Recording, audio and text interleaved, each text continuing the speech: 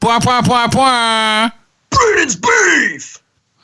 Hey, what's up, you guys? We are trying a new format. So, in the previous episodes, we have been doing 2 chapters at a time. We are going to try, starting with Goblet of Fire, doing 3 to 4 chapters at a time. Hopefully, just making it a little bit easier to read through and making the discussion maybe a little more eventful. So, we're just trying that on for size. Yeah, so bear with us. This is just our very first time doing it. We wanted to let you know ahead of time. And we'll get the kinks worked out and hopefully it'll get a little bit better. But I think it went pretty well, and we hope that you guys like it as much as we do. So enjoy chapters 1 through 4 of Goblet of Fire. Thanks for listening.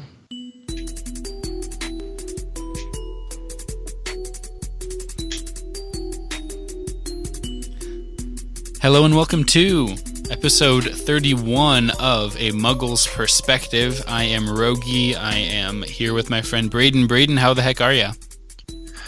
I am doing great. How about yourself? I'm good. I'm really good. I'm glad to get back to Harry Potter podcasting, the thing I do best, my main skill.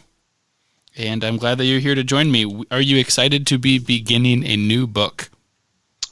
Yes, I am. I'm excited. We actually can see each other. This is the first time we've ever done this, Wow. other than like post-movie recap stuff. Which worked out great. Yeah, we'll definitely do that a lot more. So yeah, we are Skyping. We've got some new recording equipment. Jeremy has shown me how to properly use a microphone. Getting a lot of good shots of Jeremy's forearm in the Skype, which I like. Wow. So yeah, the conditions are right for a Harry Potter podcast. It's everything you could ask for. Yep. So when was the first time you picked up Goblet of Fire, the book? And then did you immediately think, oh, we're in the big leagues now? Like, this is very different. Yeah. So my friend Bo had been telling me that basically once you finish Prisoner of Azkaban, like the series gets real.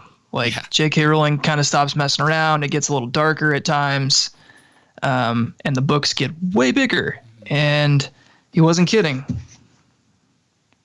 Yeah, it's a lot. You can almost fit 1 or 2 or 3 of the first 3 like stacked on top of each other next to it. Yeah. But I am excited to kind of see how J.K. Rowling's, not her style transitions, but just, I guess, I mean, she's making a transition. Yeah, it's from kids' book, wide-eyed wonder. Oh, magic is, wow, man, imagine magic. Riding a broom, man, that's all you need. That's the whole plot of the first book. Right. And that's not going to cut it when Harry's 14. Nope. So even in the first chapter of this, like we start off with some pretty heavy stuff. Yeah, it kind of picks up right where we left off at the end of POA. That's a little shorthand for Prisoner of Azkaban there for you. But I've got 5 talking points only for this chapter, and we'll just jump right into them. Braden, people want to hear from you, not me. So whatever thoughts that you have, just take it and run with it, all right? Yeah, so chapter 1, we are sort of, I'm trying to get all the details straight here. I've got like jumbled notes everywhere. I don't want the jumble. The first thing I have written down is Bertha Jorkins. Nice. That is that is exactly word for word the 5th thing I have written down. Yeah, that's just, I have that with a question mark. I don't have a question mark. It's my bad. Yeah. I don't know who that is, or why she's important, but so we're starting here in Little Hangleton, and my first question for you of 5, question 1: how much do you remember or know about Voldemort's past, or like the name Tom Riddle that we looked at in Chamber of Secrets? Yes. So that the name Tom, it's like Marvolo or something, right? Yes. Riddle. Like you mix all that up together, and that's how he got, like, he moves letters around, and it's Lord Voldemort. So that's where that name comes from. And then this book starts off talking about the Riddle family. Right. Apparently they lived in, what'd you say the name of the town was again? It's Little Hangleton. Little Hangleton. Yep. Sounds like a cute just a little burb. Yeah, you know? I feel like it's surrounded fully by woods. Like Yes. 360-degree trees. I would think so too. So we learned that the riddles were, so there was the man, the woman, and then their like adult son. Yes. Is that right? Mm-hmm. And they were murdered. Mm-hmm. So what assumptions do you have And- already? How does this relate to the guy that we know as Voldemort? Well, it was hard to make an assumption because at first I was confused because I thought Tom Riddle would have been the son. Right, Voldemort, sure. Right. But Voldemort is seemingly alive or hanging on Question mark? to. Yeah. So then I thought, like, well, did Voldemort kill the Riddles for some reason I don't know yet, and then just kind of like rob the name for himself? Oh, okay. That seemed less likely. Because then he immediately went and mixed it up. It's like he didn't like the name that much. Like, why would you steal it? Yeah. Yeah. Is he? Then I wondered, okay, so is he like the younger brother that wasn't there? Is he the ghost of the adult son? How would that work? Why would he come back and kill himself? I think that's There's a probably lot what of we're questions. sticking with. I think we're going with he's the ghost. I don't think that makes any sense, and I think I said that, but So Voldemort is the ghost of Tom Riddle Jr. That's good.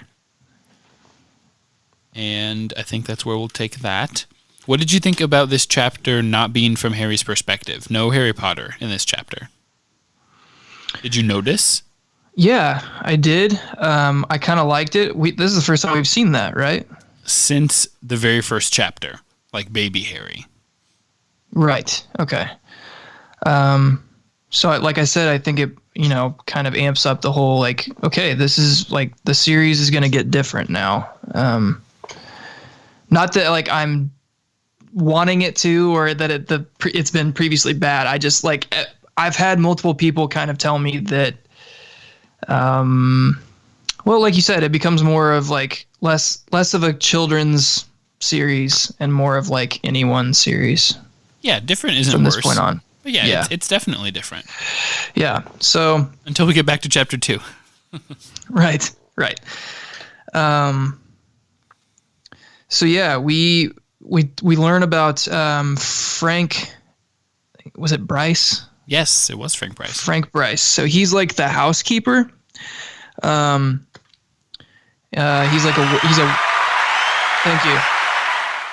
Thank you. He's a war veteran, and everyone in the town sort of assumes that he is the one who murdered them, and he insists that he's innocent. There's no evidence, because I think it talks about like the police. They find the bodies, or the maid finds the bodies, and the police can't, like, they weren't suffocated. There's no blood. There's no trauma. Like, there's like, I don't know. They seemed relatively healthy until their heart stopped beating. So what does that lead you to assume? That's why I thought Voldemort was involved. It's weird because he is Tom Riddle, or says he was. Mm-hmm. But that seems like a Voldemort murder. Or magic was involved. Seems like sure. it's got to be. Yeah. Like you said, no blood. So maybe not Voldemort, but definitely magic. Dark magic. Maybe. I mean, like light magic, Like maybe Dumbledore just went and killed him. And he was like, this is fine. No, Voldemort is on the beach putting suntan lotion on his nose. Okay, I like that Voldemort has a nose specifically. Like that's what he's putting. So this is like just like how a dad does. Or like a British dad. That's what Harry says. That's what Harry imagines in like the next chapter. Oh, I thought he was imagining Sirius. Maybe I read that wrong. No, Dumbledore. Oh, his big old, like, crooked, broken nose. Yeah. Okay.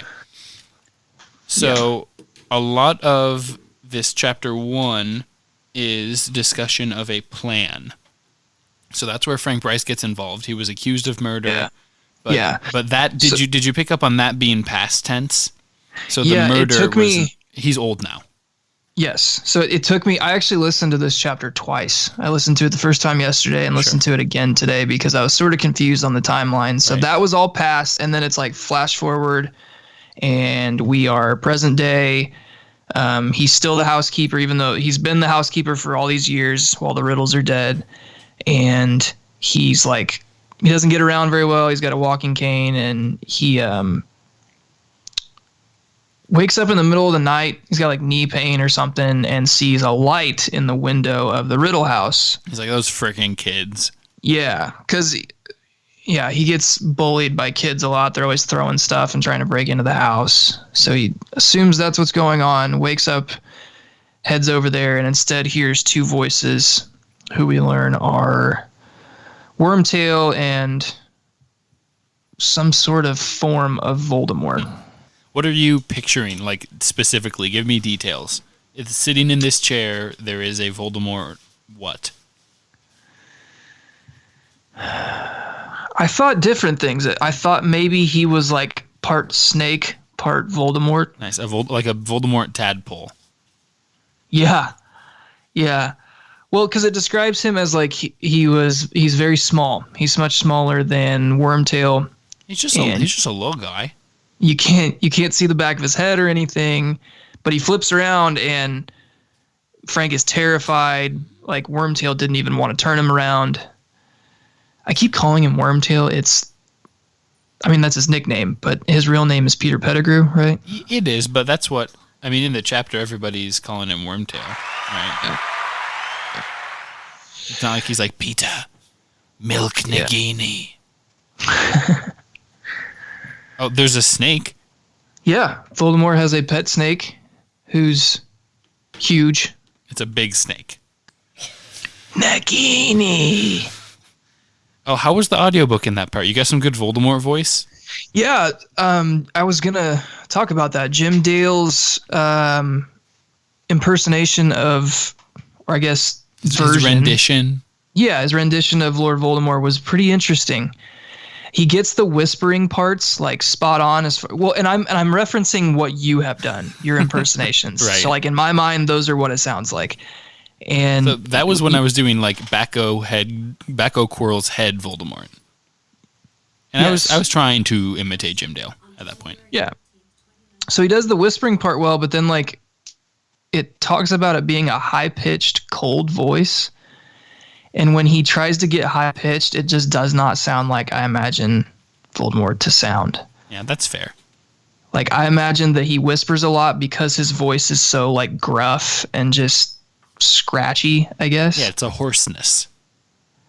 But it was more like he's hoarse when he wants to be, and then he's just kind of high-pitched and annoying when he's talking regularly. That's what Jim Dale described to me. I don't know. That's fair. That's his, yeah. And we'll see how that progresses. This is his first crack at it. Sure. I still liked it. Right. I mean, it's creepy. Yeah.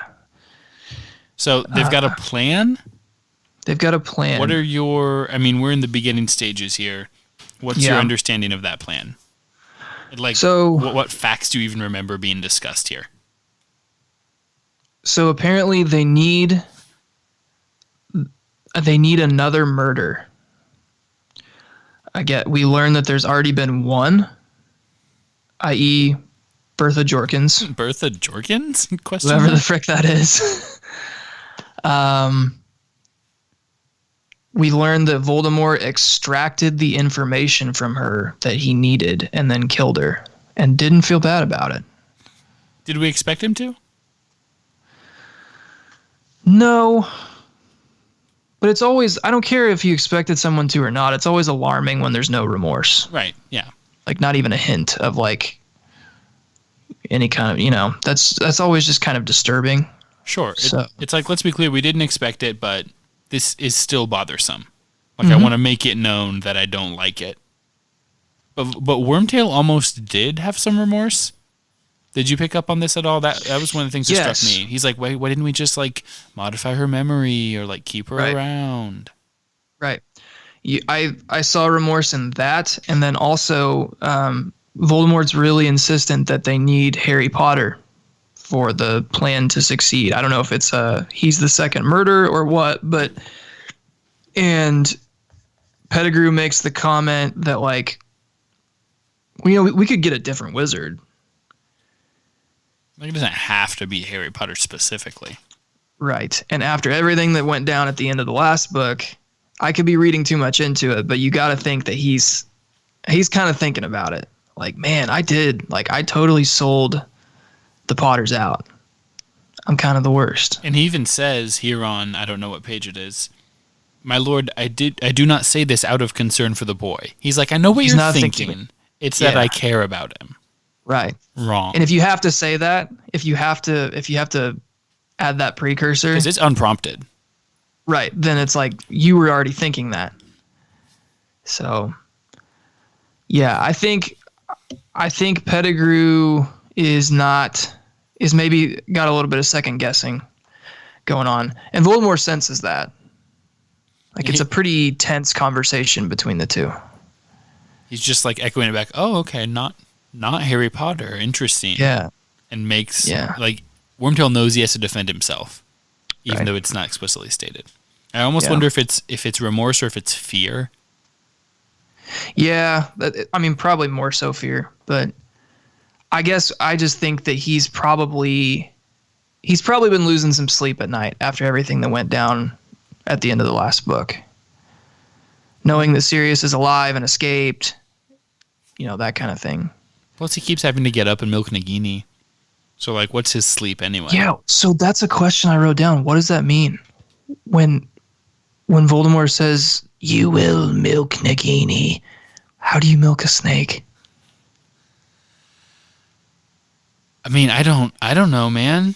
How do you milk a snake? Like, what are you like? Do we have to like? Do we have to talk about this? Tell me how to milk a snake. Do we like? I mean, like, where do we start? You find a snake's teat and then you milk it, right? Is this in the middle of this? Does it have to be a girl snake? Do reptiles in general produce milk? I was unaware that snakes had teats.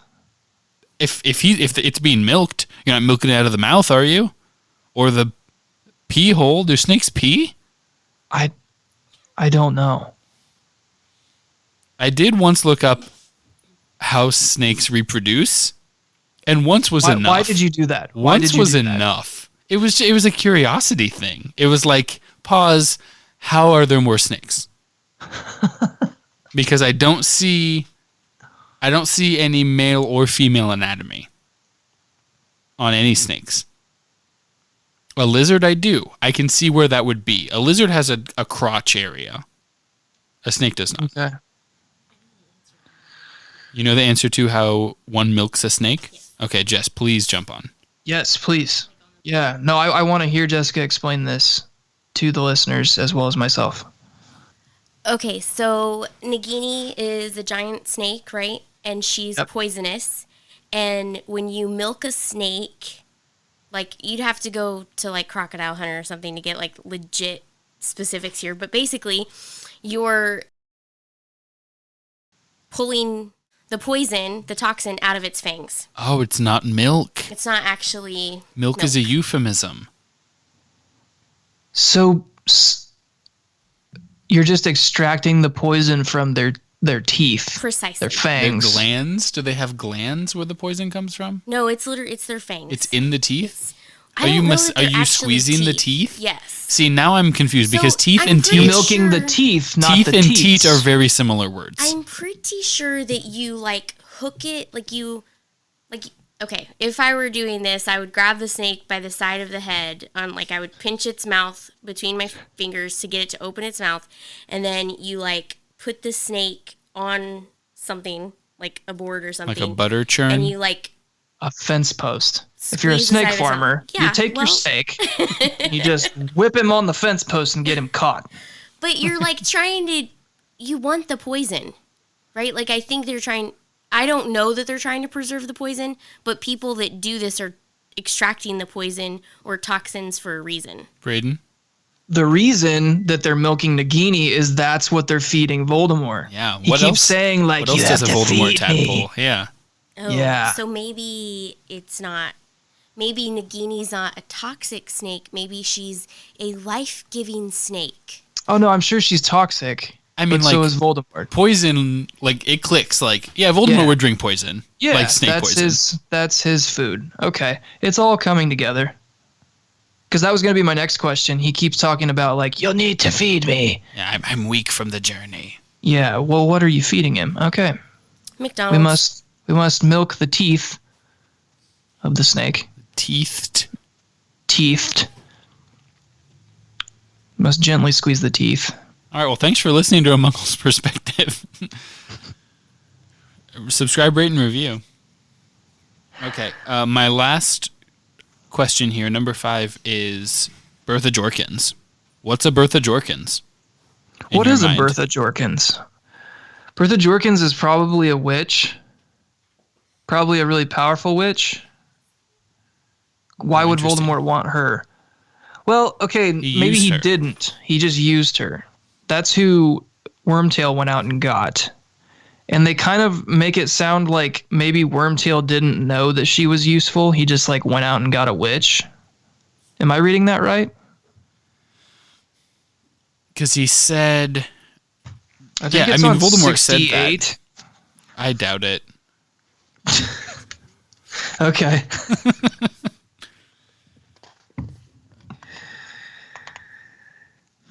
I brought you Bertha Jorkins, bottom of page 10. Then 11, a stroke of brilliance I would not have thought possible from you, Wormtail. Wow. Yeah. You were not 68 aware how at all. useful she would be.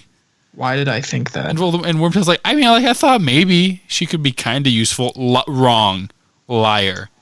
Yeah. So she provided we know that she provided useful information. What kind of information? Is that like a spell? Is that something Harry Potter related? What information would a Voldemort Do you think she extract was a from? student? Like she's... No, because we didn't learn about any kind of student death, did we? You think Harry would have heard about that? Yeah, I think so. I don't know who she is. Maybe she's a relative of Harry's. Like a... Harry wouldn't know. Right. I mean, she could be James's sister or something. If she's James's sister, then why does he live with the Dursleys? Because she's dead. But she just died. Do we know that? Do I we have a guess that's not timeline on her true. death? Well, Wormtail brought her to him. So it's either just now or it happened at least 13 years ago. Yeah. Maybe she has a drug problem and didn't feel like she could take care of Harry. This is a DCS situation. Yeah. Okay. Rachel? We're talking about Bertha Jorkins' drug problem, and that's why she, Harry's aunt, couldn't take care of him. So if the aunt has drug problems, then you go to the next best relative, right? The other aunt. Rachel agrees. The other aunt. Yeah, I mean, the next other best. aunt. Harry is... I mean, Harry's safe, you know? And that's all you can ask for from a DCS. I mean, but in England, it's probably like the Ministry for Young Children whose living scenario is not currently ideal.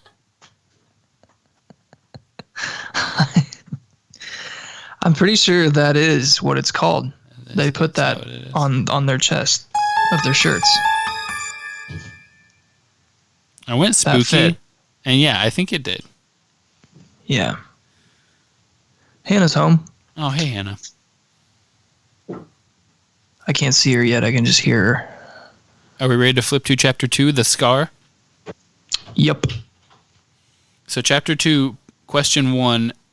Oh, I guess we didn't talk about Frank Bryce. How does Frank Bryce is hearing them talk about this plan? Yeah. So he's hanging out in the hallway.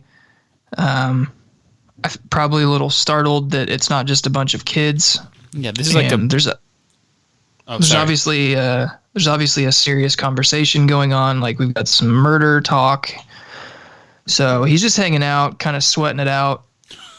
Yeah, I feel like if I'm Frank Bryce, I leave sooner. Yeah, I kept that kind of bothered me. Like he had multiple opportunities. Like, okay, you've heard what you need to hear. Get out. You know that you are not a very mobile guy. Right. You're It's not going gonna- to take you're you not gonna 3 beat times up as long as anyone. it should. Yeah. Right. Right. And so he goes for the like, oh, my wife knows I'm here. That's why you can't kill me. And Voldemort's like, I have a wrong. wife. Don't kill me. I have a wife. What's her name? His wife, Yeah. Bertha Jorkins. And they're like, sir, you just heard us say that name. That'd be like him saying, my wife's name is Life. Oh, yeah, my wife, Mrs. Bryce. Bertha Borkins. And there's the episode title. It sort of seems like you just switched the first letters. Lord Voldemort always knows. Don't lie. So he died. He did. He's dead. He saw really did. He saw Tadpole Voldemort, and that Yes. freaked him out. Yeah. Yeah, Tadpole Voldemort zapped him with the green light. He zapped him real good. So Tadpole Voldemort I would imagine. can hold a I would imagine wand? Dead Frank has a lightning bolt scar. Oh, nice. Where? Below his left ear. Okay, so it's just like because that's where it hit him. He like turned. He was like, Yeah, ah. he like tried to turn. He's like, ah. And then it just, That was a yeah. better old man. Yeah. Because was that his scream at seeing Tadpole Voldemort? Yeah. Yeah. Wow, Tadpoldemort just rolled off the tongue, and I liked it. Voldemort. It felt good. I thought it was going to be Jertha Borkins, but to each his own, or her own. So this transitions us nicely into Chapter 2, The Scar. So Harry was dreaming this? Yeah. So this is where I don't understand how to. One, I think it's weird. I just don't that he understand. was- yeah. So here's the thing. I don't understand anything about Harry Potter. Good. So it's weird that he's dreaming from. Isn't he dreaming from Lord Tadpoldemort's perspective? Okay, let's take a look here. He remembers that there were people. He's like, okay, I mean, we've all been there. We've I knew dreamt. 2 of them. I didn't know the other. Yeah. And so he tried to recall there had been 2 people. There was Wormtail. There was the voice of Voldemort. Yeah. But he didn't know Frank, I guess. All Harry knew was that at the moment when Voldemort's chair had swung around, he'd seen what was sitting on it. So it sounds like he's either next to or basically in line with what Frank can see. Or what Frank can Okay. sense. Okay. Frankincense. Yeah. That was a wait for it. And then Yep. where's the rim It was shot? like- it was When he like uses rim shot. 90% over my head, Louder. and I felt it like scrape the There top it of my is. head. Yeah. But then you realized it wasn't over your head. It was like almost below. Yeah. It was I reached beneath back and you. grabbed it. Yeah, Yeah. that's good. Yeah. So that's happening. Harry's just dreaming. Yeah. So he's dreaming the same thing that's happening. He's seeing. Yeah. So that's where I got. I guess maybe it didn't happen that day. Maybe he's dreaming something that happened last week. Seems to be relatively contemporaneous. Yeah, I was thinking it was relatively contemporaneous as well. That's how I was going to describe it. That's what I figured. Anyways, I guess he's dreaming the same situation that is real that happened. Man, I just want a And- whole podcast of you like trying to state those things. So he's dreaming the situation that is real. I'm here for it. podcast is Somewhere Bo is just like, yes. Yes. And it's going great. yeah, it's going. Okay, so he wakes up and his scar is burning. I Like would Jim assume it's- Rome, like a Jim Rome situation. Yes, Jim Rome is burning. Phenomenal. Harry Potter, Scar, Voldemort. What's next? Who even really knows? Why does Harry's scar? Why is Harry's scar hurt right now? What are your theories? Theorize. Well, I think it sort of insinuates that Voldemort is near. That's Harry's theory. Yeah. I don't know why. I don't know what other explanation there would be. Harry's like looking out the window. He's like, "Where are you, Voldemort?" Right. This is like a rats in New York City, only 5 feet away from you at most situation. So unless it's just like any time, because the only other time his scar has hurt has been like when Voldemort was near, right? Like when they were miles beneath the school. They're so far beneath the school. Yeah. Way down there. That is what we're seeing on page 19. The last time his scar had hurt him, it was been because Voldemort had been close by. So he just sits and listens.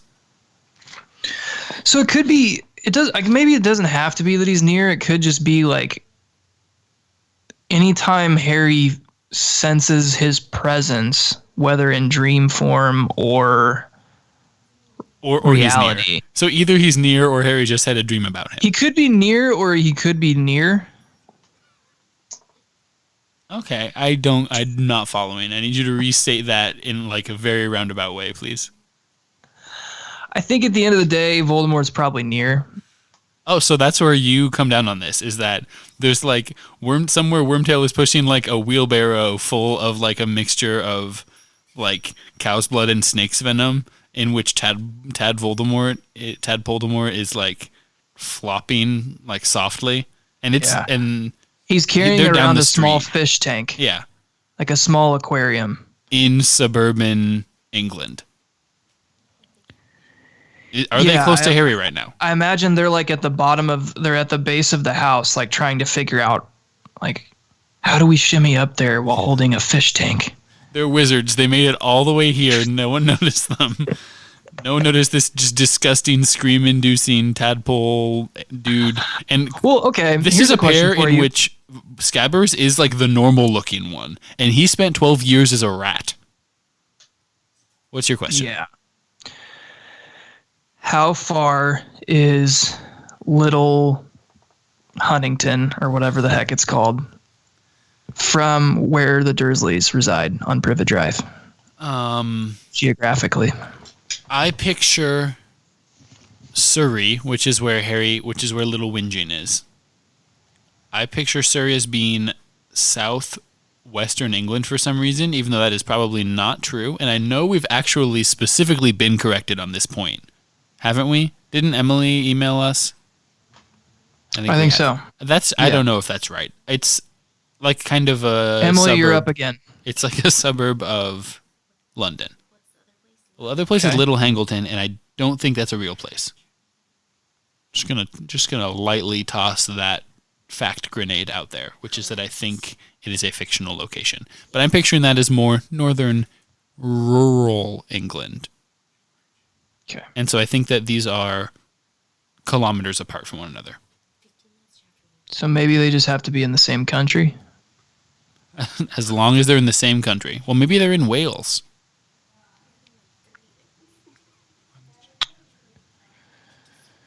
Maybe it's kind of like your ears are burning thing, like anytime Voldemort's talking about Harry. Okay. Because Harry His is very scar much, burns. yeah, he's in the offing. Like, it's happening. Yep. The Harry convo. Voldemort's thinking about him. Mm-hmm. So, the rest of this chapter is a lot of J.K. Rowling telling us who the Dursleys are. And we kind of already talked about your thoughts on the whole recap situation. Yeah, I don't get like annoyed with it anymore. I just expect it. Like one of the first 3 or 4 chapters is just going to be like, you'll find out like a little bit of information like that's important. And like, so for example, this chapter, it's like, okay, Harry's scar's burning. That's weird. and we learn that he's writing to Sirius Black. But then like the rest of it is just kind of like, and here's a reminder of who everyone is and how we got here. We got a big paragraph of all the time Harry's been hurt at the bottom of page Yeah. 18. It's those kinds of things. Yeah. So what were your thoughts on Harry really wanted to tell someone about this? He was like, I could tell Dumbledore, I could tell Ron, Hermione, what are they going to say? He really wanted to share this with someone. Did that strike you at all? Yeah, it's different. Because, I mean, really, Harry's tendency with personal, important things like that really he hasn't wanted to go to anyone with that. He didn't And even we tell wanted anyone. him to. When he was hearing voices, he didn't tell anyone. Yeah, that seems like something I would have went to someone immediately. I guess maybe this, though, it's more actual physical pain versus like, hey, I'm hearing voices. I'm not crazy, but I'm hearing voices, that kind of thing. So It's not normal physical pain. It's like magic scar. My magic scar twinges. It's not like I broke my leg. I need to go to the hospital. Wing. yeah. So, and then he landed on Sirius. And did you think, oh, that's a good option? That's who you go with. Seems like your best option at this point. He's the one who has experience with dark magic. He knows details about Harry's parents' death and how he got that scar. Yeah, he's a solid parental stand-in at this point. Sure. Did you have anything else on chapter 2?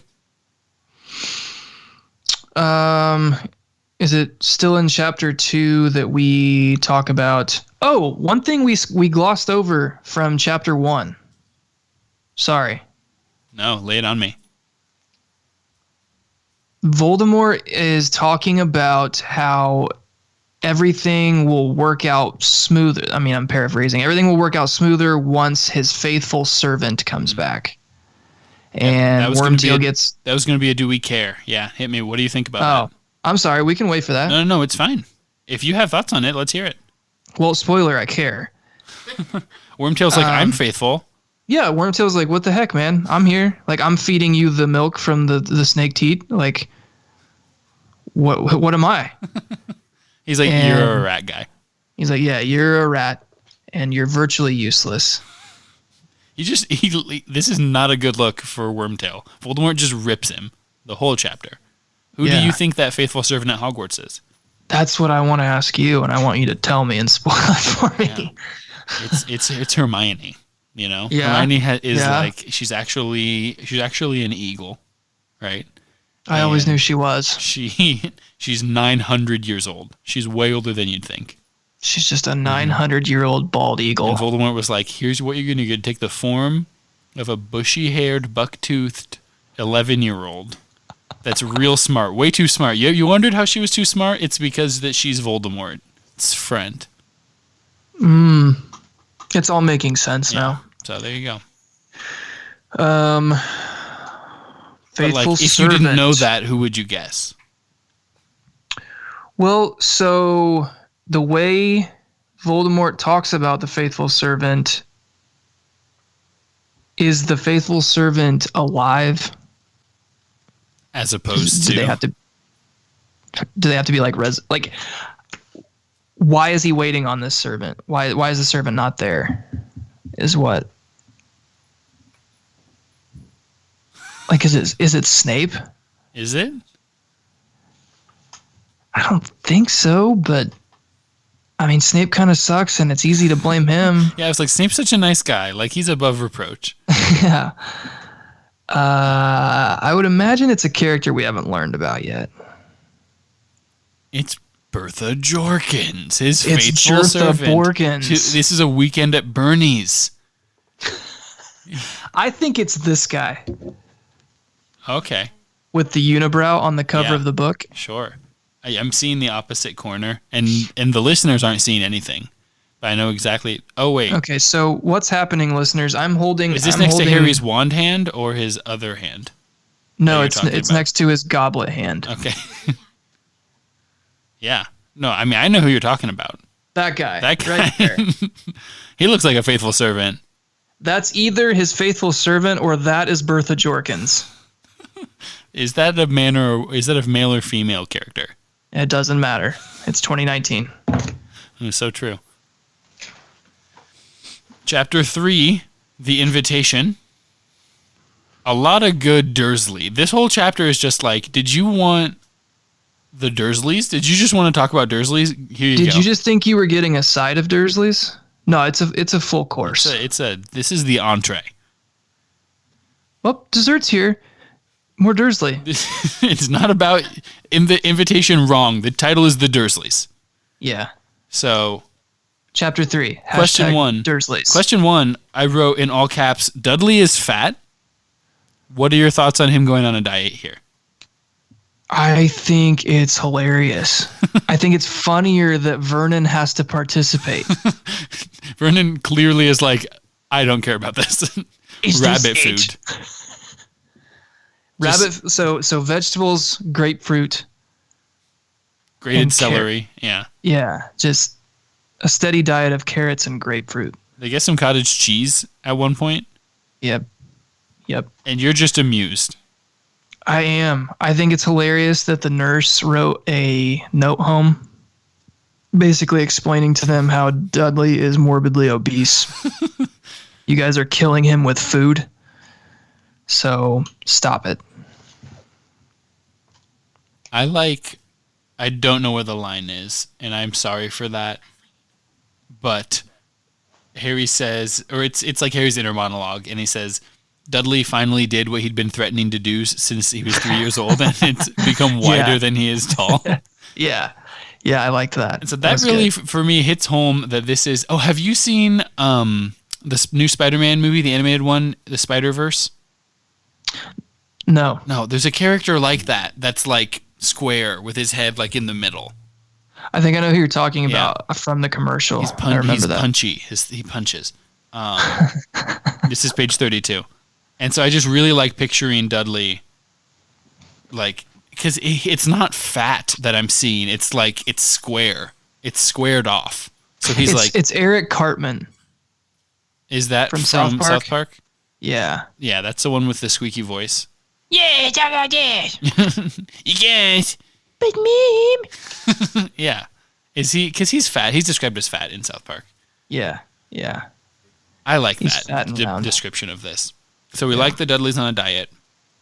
What did you think of the letter? Before we get to its contents, Mrs. Weasley wrote Vernon Dursley a letter. Where was it on a scale of appropriateness for this Muggle guy that she's never met?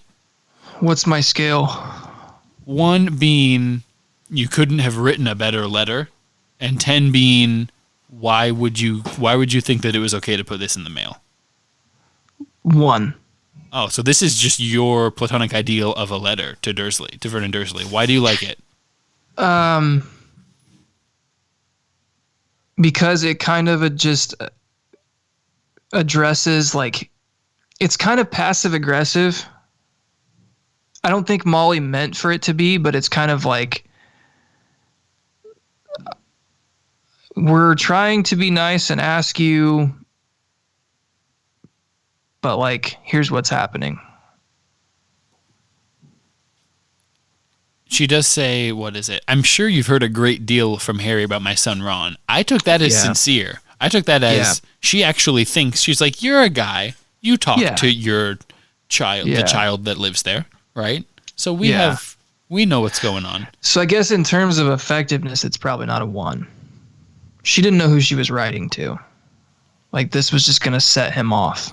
Should she have been more or less aggressive then? I don't really know, because in defense of Mrs. Weasley, like, what could she have written that Vernon would have been like, oh, you know what? She seems like a nice lady. Why don't you go with her? Vernon, a.k.a. Fagin from Oliver. I like that. That was awesome. Yeah. She could have just lied. She could have been like, okay, so... I would have preferred that they just used the flu powder and not told them they were coming and just burst through the fireplace. That's basically what happened. Spoiler alert. Yeah. I guess you could have been like, okay, this is the Ministry of Magic. Harry's in cahoots, and he's getting sent off to jail. So This is Sirius Black. This is Sirius Black, his godfather. this is a really and serious black situation. I'm gonna kill you guys if you don't let him come to the World Cup. If you don't put him on this bus that leaves at this time, and expect him back I'm next crazy. summer, I'll do it. I've killed 80 people. I didn't even feel bad. I'm crazy. Yeah, I think that would have worked. Yeah. Okay. I'll tell she your just came neighbors out- that you know about magic. Checkmate. Got you You there. can tell I'm serious because I put 48 stamps on the letter. I bet the mailman noticed. I'll kill him too. Don't think I won't. The mailman standing outside with just bombs strapped to him. It's a Sherlock situation. So But yeah. she tried to just give it an honest go. What are you you know, gonna do? like But then, and Uncle Vernon legitimately is internal struggling. What did you think about this? well, yeah, because it's. This I is think it page describes it 31. as like, yeah, I want to read it word for word. A slight spasm crossed Uncle Vernon's large purple face. Which I would imagine like his mustache was twitching. Oh yeah. The next line is the mustache bristled. But you have to say it like Jim Dale, moustache. His mustache bristled. Okay, you said 31, right? Yeah, bottom. Okay. Harry thought he knew what was going on behind the moustache. A furious battle as two of Uncle Vernon's most fundamental instincts came into conflict. So Harry doesn't have a high opinion of Uncle Vernon based on these two fundamental instincts. Yeah. The two things that Uncle Vernon is just about are going against each other right now. Which are what? Put them in your own words. What are his two things? What are his two defining characteristics? Number one, I want Harry to be miserable. That is my goal. That's a core tenet of who he is as a person. Yeah. It's just like I need to eat a lot of food. I need to be able to watch TV. I need to be able to get my son gifts. One of these bullet points is just the word mustache. Not I need to. It's just mustache. Yeah. No, you need to let me get to my other points. My bad. My blunder. I need to sell drills, right? Yeah. And mustache. Were you actually going to say that?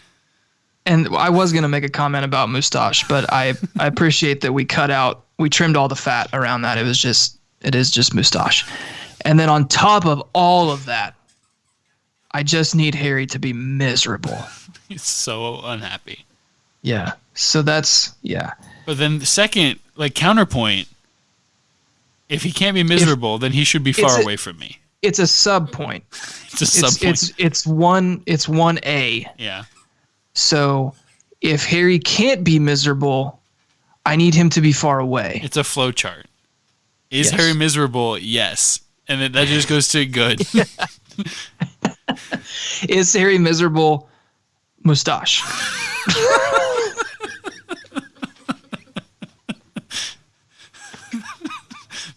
Yeah, mustache just means yes in his mind. Yeah, Yes. it's just mustache. Yeah. Yeah. Is Harry miserable? No. That's like a really long line. It goes under. It goes to the side and wraps around mustache, and ends up at Harry needs to be far away from me. Yeah. Send him away. And so, which one at this point you're like, I don't know which one's gonna win. At this point, it doesn't matter. Harry wins.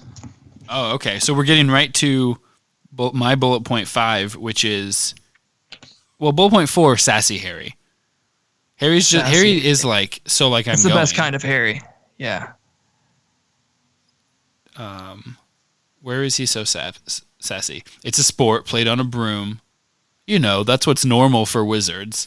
And Vernon's just he's mustaching and he's just shaking his face, and he's getting purple. Yeah, he gets sassy on 33. Right in the middle. Yeah, Vernon's How many times do I have to tell you not to mention that unnaturalness under my roof? You stand there in the clothes that Petunia and I have put on your ungrateful back, and Harry just cuts him off. Only after Dudley was finished with them. Which is so true. They didn't buy Harry clothes. No. Harry's wearing Dudley's like first grade clothes. Which are like 8 sizes too big. Yeah. They're way too big. Do you think Harry gets hand-me-down underwear? You know, I can't say I've ever considered Harry's options as far as underwear. Is that just what he spends? He gets, or like he finds change on the ground and he's like, oh, I can put that towards my underwear fund. I can get out of these Dudley drawers. This is gross. Dudley drawers. Harry spends all summer just scrounging, like digging through Them trash Dudley cans drawers. for pennies. So he can go to Goodwill and buy one used pair of underwear that just wasn't used by Dudley Dursley. Or maybe he just asked Ron, like, hey, man, can I take 2 or 3 pairs? Ron's underwear's got to be hand-me-down too, though, right? But I guess you can like magically clean it and it's fine. Yeah. Or maybe he just stole some from some other kid in the Gryffindor house. Yeah, you got to imagine like even Hogwarts has like there with the pillowcases and stuff. It's like how a school, in case the kid pees their pants, like they've got some clothes if you need them. Yeah. Or maybe he wrote to Sirius earlier this summer. Yeah. He's like, hey, Godfather, could you hook me up with some underpants? Maybe you know how Sirius ordered Harry's broom, like mail order, and just take it out of my vault. Maybe Harry did that with underwear. Yeah. Yeah. That's smart. Good call, Harry. This would be a great spot if there are any underwear companies out there who want to get like an add-in. Like who sponsor every other podcast? Max and Weldon. Yes. Mac Weldon. Yeah. Me Undies. Man. Yes. every Micromodal. Yeah. So any of those guys, we're welcoming the highest bidder. We're Whoever way wants to- cheap. Yeah. We're welcoming the first bidder. Yeah. Yep. So, my last point here, Harry just full-on manipulates the Dursleys by being like, oh, I hope my crazy godfather doesn't hear that you're not letting me go. That would suck. I was going to write to him anyways. I'll just mention that I'm staying home and that's why I can write him. I'm sure he won't come and kill you, though. I mean, well, I suppose he could. He is nuts. But He might not. he probably won't. And he's like, oh, you're writing to him. And he's Yoda. Vernon is Yoda for some reason. That is not mustache. Harry should just be like, I mean, yeah, he has a mustache. And he's like, oh, wow, I really respect this guy now. It's like a fear and respect thing. Yeah. Yeah, tell him, you can just tell him you're going. And you can just leave. Leave. And it'll be great. So Everybody wins. So that's chapter 3. And then, Ron does send a letter that's like, you're coming either way. Yes, I actually really enjoyed that. Because Ron's like, so basically, tell them that if they say you can go, we'll pick you up at 5. And if they say you can't go, we'll pick you up at 5. And then can we talk about the very last thing in this chapter? No, not this chapter. On that page 36. Harry's signature, I love it. I'm obsessed with Harry's signature here. Oh, this is the first time I saw this because I listened to it. 13, 14-year-old Harry. Yeah, that's he's slick. killing it. He's like, I'm going to have to sign things for people later in my life. Yeah, you can tell he's practiced that. Yeah. Ron has not. Ron is like, I learned cursive and I'm all set. Like, I remember how to make a capital R, and that's my R. Yes. So, I can relate. Yeah, Harry's is cool. Also, the owl that Ron sends over, his name is Pig. Yeah, it is. Which I really enjoy. Okay, so let's just That's become my mark favorite some owl. more things off my do we care. Yeah. Dang it, sorry. It's okay. It's fine. I care about it. You care about we care. We care about Pig. We care about Pig. All right, back to the burrow. We've got The burrow. chapter 4. The burrow, is that how we're pronouncing it? Like Kookaburra? Yeah, back to the borough. The, I can't. I'm watching you, and your face is turned 90 degrees. Yeah, the borough. You're just thinking about boroughs. Back to the borough. For only $6 extra a month, you can watch Braden, just Braden, as we record these podcasts. So we'll leave that webcam on. We'll live stream that because we have the technology. Yeah, I'm in for that. That's fine. If you want to give $6 for that, then by all means, you deserve it. You wanted to say no. You really wanted to, and you're like, actually, I'm back in. Yeah. So back to the borough, and point 1. There's a lot of tension about the Weasleys arriving. It couldn't read my own handwriting. This says arrival. The Dursleys are so worried and scared. Yeah. Talk about that. Yeah. Everything's just super tense. You can tell Petunia doesn't like wants to just rip into Harry, but she's just like keeping her mouth shut.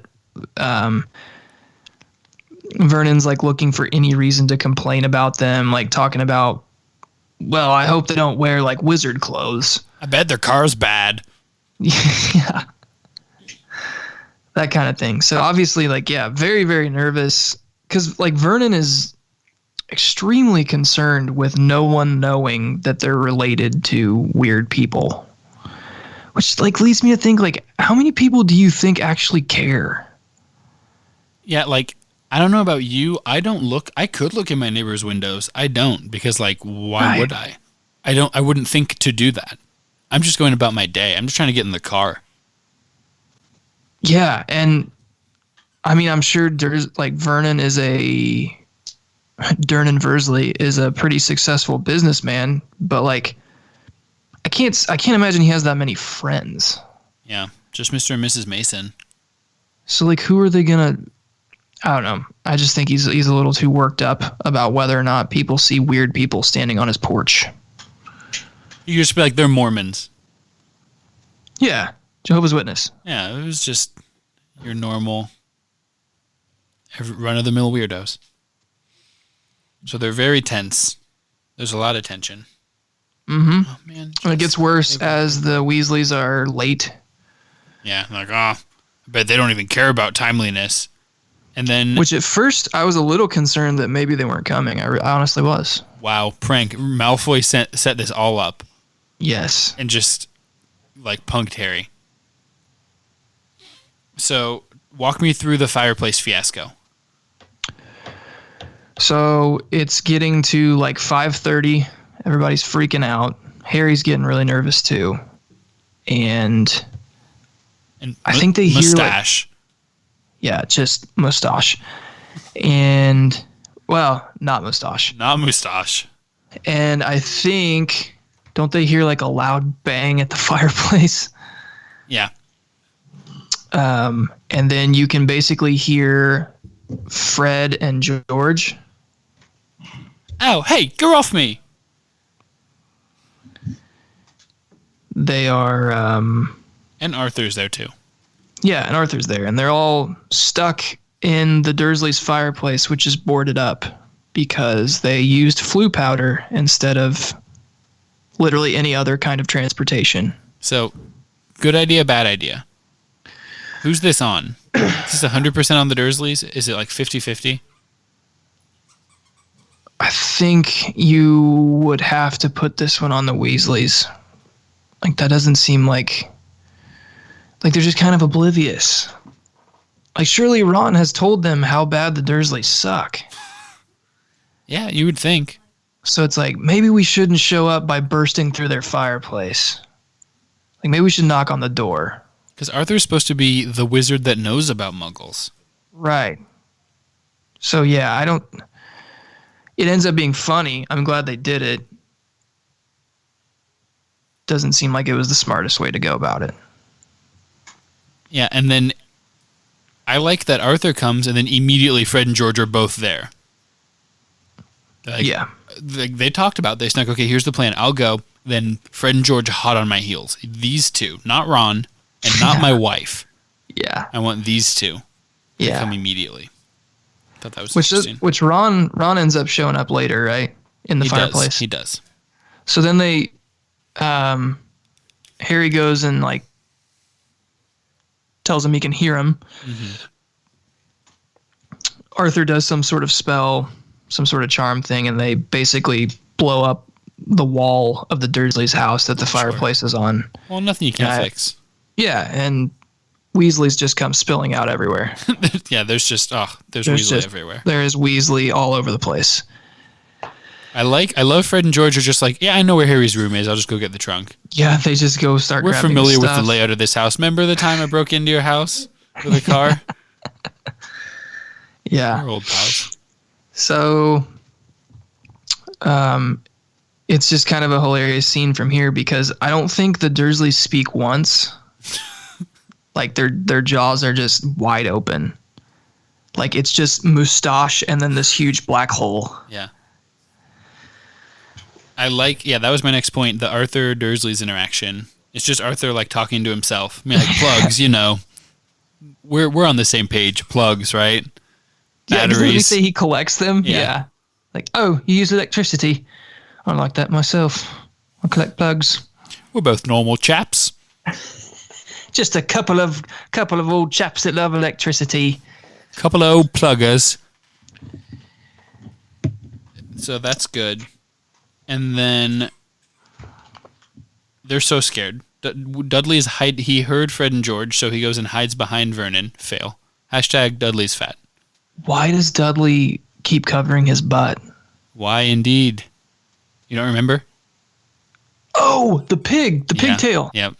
Okay. That's all he associates with wizards. Every That's charm hilarious. gives you a pigtail. That's hilarious. Yeah. Like anytime he's around magic, his butt just like starts to hurt. Mm-hmm. Fred and George should just be saying jiggery pokery like for days right now. That's great. I didn't catch that at first. I like that. At first, I was like wondering if the diet was having like some ill effects, and he just didn't know when he was going to have to sprint to the bathroom. It's a diuretic situation. Yeah, that kind of thing. They're about to leave, and then Arthur gets all offended, and I like that. I always like that scene. It's short, but it's good. I wrote that down. I really enjoyed that they didn't say anything, but their reaction was just to start throwing things. I mean, he says goodbye then on the bottom of page 48. Yes, because Arthur makes a big deal out of like they're just going to let Harry leave and not say bye, which further confirms that they are totally oblivious that like no, the Dursleys hate Harry. Yeah. They don't feed him well. They don't clothe him. They're not going to say bye. You think this is just like an assumption like, oh, like he's a 14-year-old boy. Of course, he's exaggerating about how bad it is at home. Yeah. I'm sure that must be what the Weasleys thought. And that kind of makes Vernon mad, so they just start throwing. No, that's not why they start throwing things. Fred or George, one of the two, spilled candy. Yeah. Dudley, being the lard that he is, just like, I assume just like collapses on the floor and starts shoveling it into his mouth. Yeah, I like the idea that he dives at it mouth first. He's like, yeah. his like arms are like penguined back. out behind him. Yeah. Hi, Rachel. And so, yeah, just mouth first, dives to the floor, and they put some sort of charm on said piece of candy, which like basically turns his tongue into a purple slug. Yeah, but it just keeps. That's the best way I can describe it. Where is the exact? Okay. Swollen tongue protruding from his mouth. Does it grow the entire time, or does it just get big and stay big? I honestly don't remember. I thought it just got big because he was like choking on it. It's so good. I'm just like, when this happens, are you laughing? Are you worried for Dudley? Are you just happy that it's happening? I was just happy that it was happening. Like, yeah, this is good. Dudley's tongue is really big. He's, quote, suffocating under the combined pressure of his mother and his tongue, which is almost poetic. Yeah.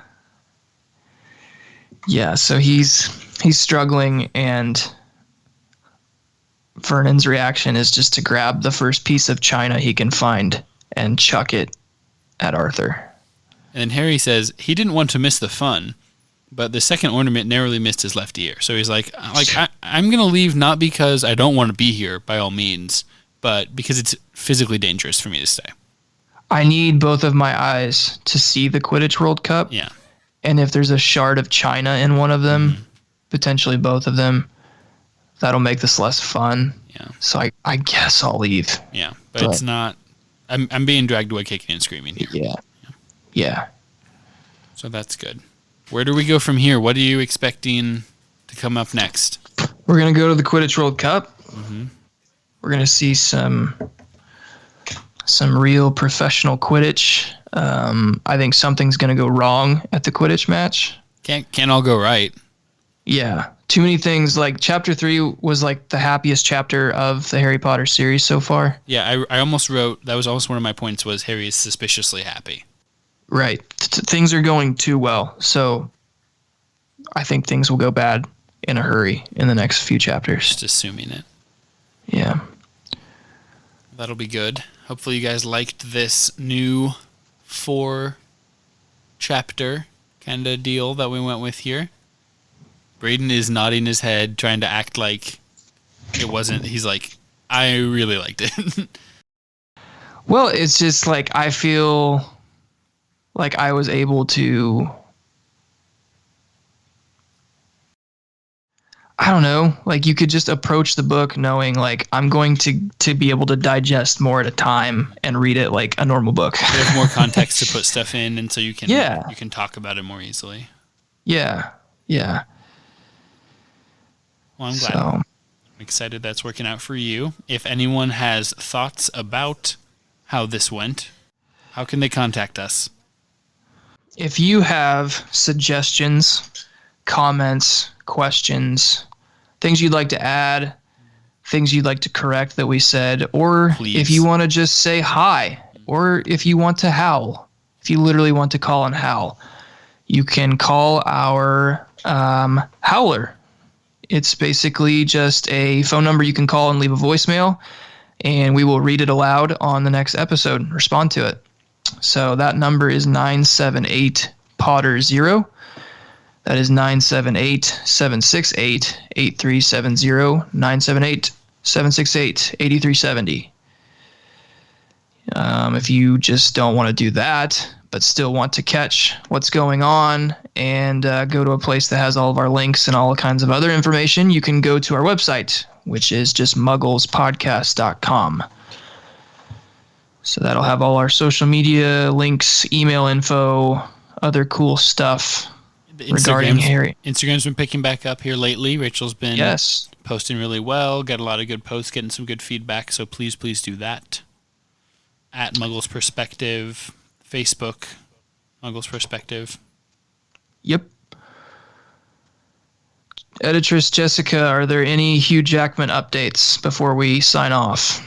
She's not here, so I'm going to speak for her and say that there are no Hugh Jackman updates. Okay, we will anxiously await next time then. Join us next time for chapters 5, 6, 7, and 8 of Harry Potter and the Goblet of Fire. See you guys. See you.